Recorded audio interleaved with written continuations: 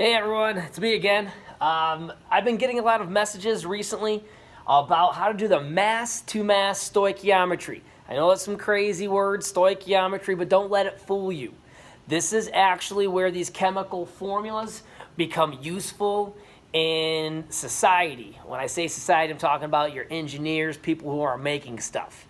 All right, think of this here as the recipe for what you're going to be doing, and then you have the quantities that you can get from stuff, which is your stoichiometry. All right, so what I want to do is I want to walk you guys through this problem right here. I know I posted on your link already my work for doing this, but I want to talk you through it a little bit. All right, so the first thing you got to do when you see any stoichiometry problem is identify what you're given to work with.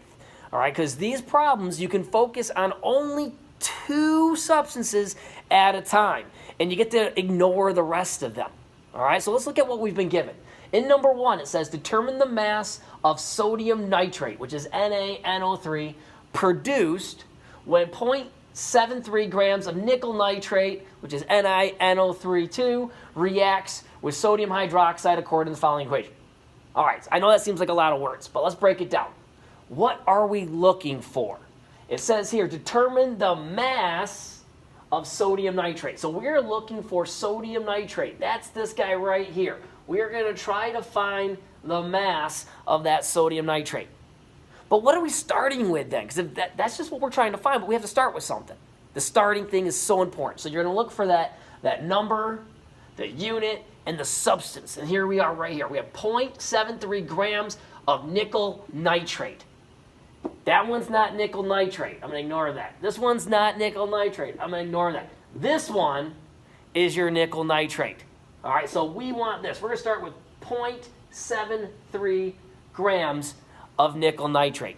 And that is step one for every single problem that you're going to look at here. You have to identify which of the substances in the reaction you're starting with, happens to be this one here, and which one you're ending with, happens to be this one. Now, I use the word happens because technically it could have been any of those. So you have to be careful. It's not always the first one. It's not always the last one. It could be the stuff in the middle. So be careful. Read the question. Find your questioning words. Determine the mass. That's the one you're looking for.